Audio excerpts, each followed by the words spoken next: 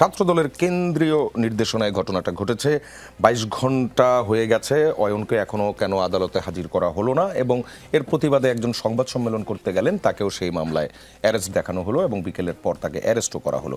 আইনটা কি তাহলে আমরা কি সেই আগের মতো পরিস্থিতি দেখছি যে সরকার দল যেদিকে থাকবে আইন সেদিকেই যাবে?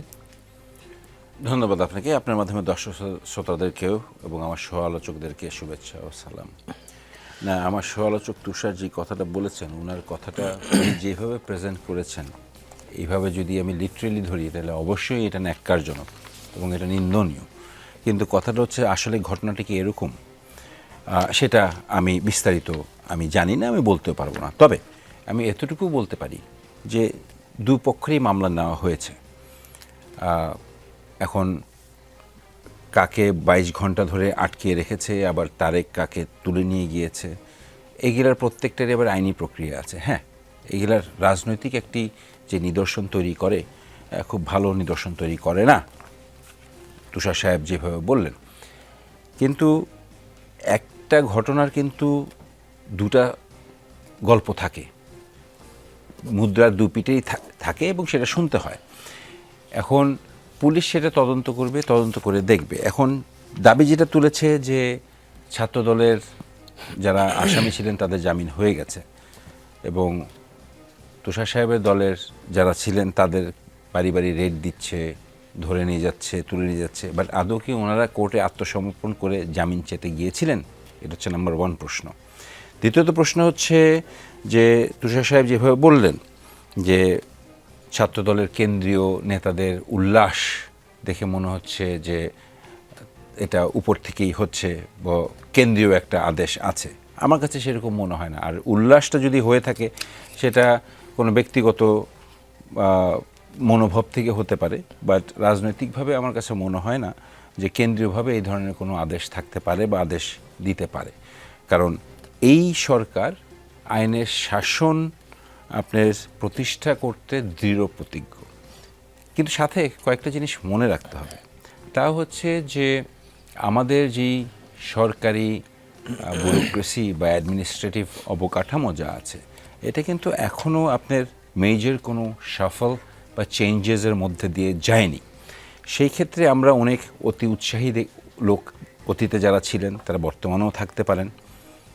অতি উৎসাহী কিছু লোক কিছু অনৈতিক বা এমন কোনো স্যাবোটাইজিং কাজ হয়তো বা করতেও পারেন। আমার মনে হয় এগুলা খতিয়ে দেখার বিষয় আছে।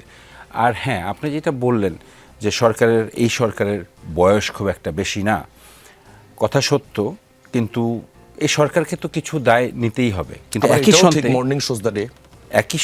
সাথে সরকারকে দায় যেরকম নিতে হবে, একই সাথে এটাও বুঝতে হবে যে এই সরকারের যে এই অল্প সময়ের মধ্যে এই ১৭ বছরের যেই আমাদের সামাজিক যেই বুনন, আমাদের রাজনৈতিক যেই পরিস্থিতি, আমাদের অ্যাডমিনিস্ট্রেটিভ যেই স্ট্রাকচার, এইগুলা যেভাবে ধ্বংস করা হয়েছে, এইগুলা ১৭ দিনেই ঠিক হয়ে যাবে না। তবে হ্যাঁ, আমি যেটা মনে করি, আপনি যেটা বললেন morning shows the day, true, but আমি মনে করি morning is showing the day perfectly.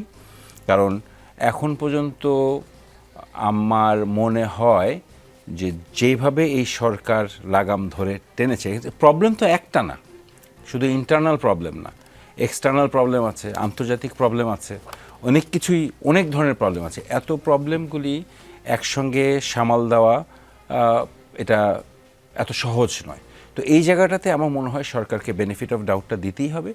আর আইনের যেই ব্যাপারটা আছে, এই জায়গাটাতে আমি মনে করি যে আইনের দ্বারস্থ হওয়াটাই সঠিক কাজটা হবে। যেরকম ২২ ঘন্টা ধরে নিয়ে গেছেন, যদি এটা যদি সঠিক হয় তাহলে আমার মনে হয় ওনাদের কোনো লয়ারের কাছে যাওয়া উচিত।